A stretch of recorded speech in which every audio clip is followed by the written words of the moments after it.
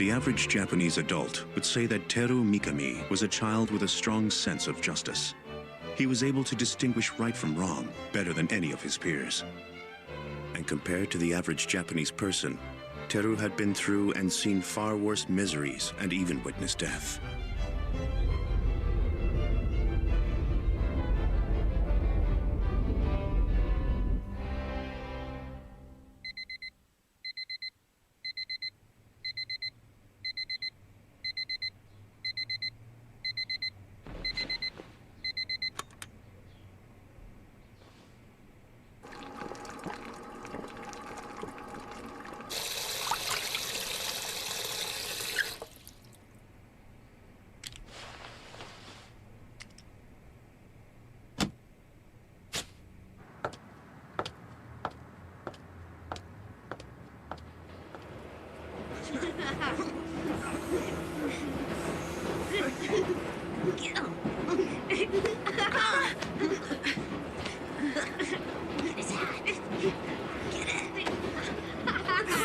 In this world, there is only good and evil. That was one of the first universal truths I grasped from observing the world around me when I was a child. Every human being, without exception, ends up falling into one category or the other. Even in those innocent years of elementary school, one could not escape that fact. As class president, I strive to achieve great things for my fellow students. But there were always enemies. Good against evil. No! Stop! Let go of me, please! Evil has to be confronted. What do you want, nerd? There were times when it seemed evil would triumph over good. But no matter what happened to me, I felt happy for one reason. Thank you, Teru. Hearing those words of gratitude from the victims made me want to save them again and again. For that reason, I never spared any effort. And in the end, I was able to stand up for my sense of justice. Yeah, do it. Does this bug you?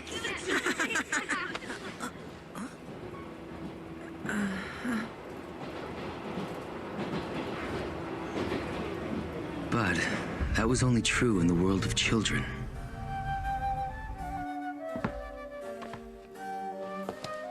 Middle school was another matter entirely. The more I confronted evil, the more enemies I had to face. Victims would become participants, and even the people watching would be influenced by evil and become enemies themselves. But for justice to triumph, it requires action. So I realized to serve justice, I had to delete evil. The only person who understood my hopes and remained my ally was the woman who raised me on her own. My mother. No, rather it used to be my mother. Teru, not everything in the world is going to work the way you want it to. You have to stop doing this. There's no reason for you to suffer so much for your beliefs. What do you think you're proving, getting hurt like this? This is plain foolishness. You have to realize that some things will never change. My mother was wrong. She didn't side with justice. She was one of those who deserved to be deleted. That was when the miracle happened. 4 of the worst delinquents from my school lost control of their car while they were joyriding. They died instantly. One bystander was killed as well. That bystander was my mother. In one fell swoop, all the people I resented had been deleted. At first, I was terrified. I couldn't stop shivering. But then, it hit me. With these people out of the picture, how many others would benefit as a result? Clearly their victims were relieved, but beyond that, wouldn't everyone in my class be happier now that they were gone? And sure enough, I was right. Our classroom became a peaceful, joyful place. There will always be consequences for evil deeds. That is the way the world is, the way it should be. Evil must be deleted. Now then, let's see. Are there any more problems with these records? No, they're With fine. every passing year, my commitment to justice only grew stronger. I saw that there will always be those who have no reason to exist.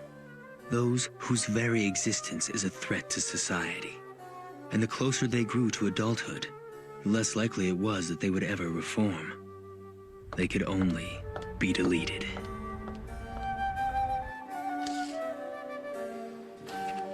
Mysteriously, every time I judged someone as evil, they would soon be taken care of. Was it coincidence? Was I special somehow? In the end, it didn't matter. Divine judgment must be brought upon evil.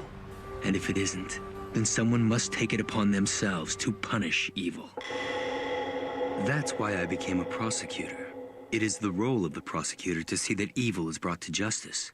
It was an ideal job for me. And then,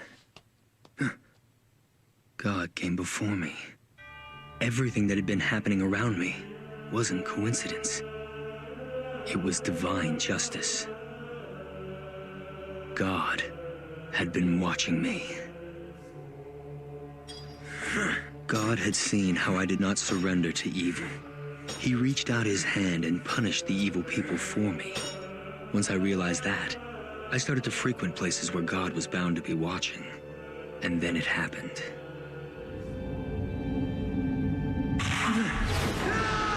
God recognized me, as I had always hoped. Not only that, but he found me worthy of sharing his power to eliminate evil. With this, it doesn't matter if I can't hear his voice. I shall figure out what Kira wants and carry out his will. Delete. Delete. Delete. Delete. Delete. Delete. Delete. Delete. Delete.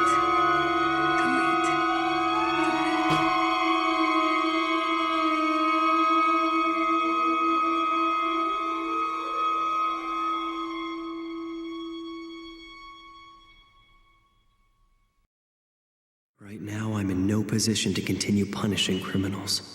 That's why I need you to punish them for me. Misa, let's create a new world together.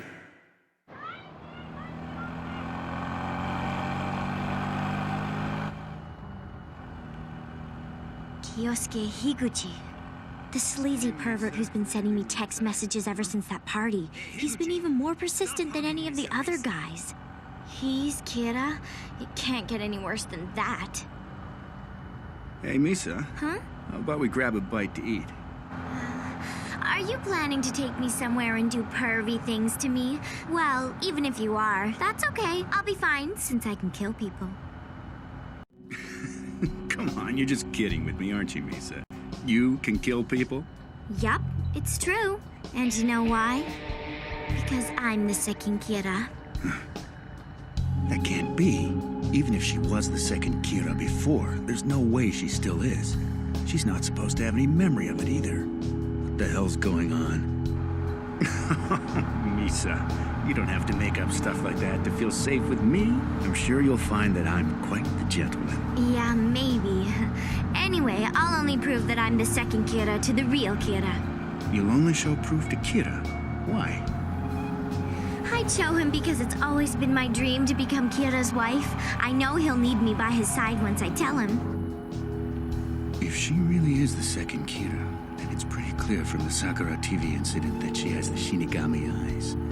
If that's the case, I need to make sure I keep this girl by my side at all costs. I've got to test her first. Well, since I happen to be Kira, does that mean you'll marry me?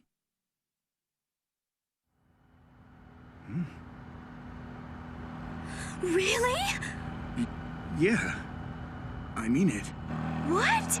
Then prove it to me. Come on, let's prove it to each other. I can't do that. It'd be a pretty bad idea to let someone witness how I kill people. You think so? I don't know. If I thought someone was Kira, I think I'd be willing to show them. We'd never get anywhere if I didn't. Then why don't you kill someone? After all, I could be the real Kira. All right, but I only kill bad people, okay? That's right. Bad person, huh? All right, Misa.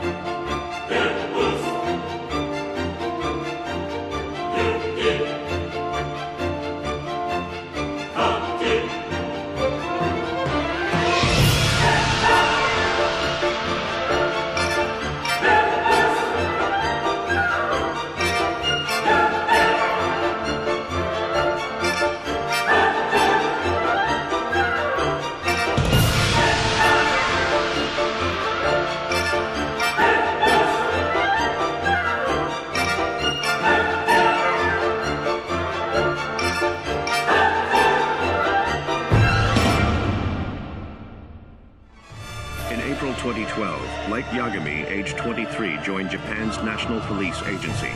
In the summer of 2012, Kira's killings increased at an unprecedented rate. Numerous people around the world were terrified of Kira, and yet there were just as many cheering him on. Gradually, their private thoughts became public opinion, and soon, certain nations began to accept Kira's judgment. The world was heading into a dark age in which Kira's will was the only law.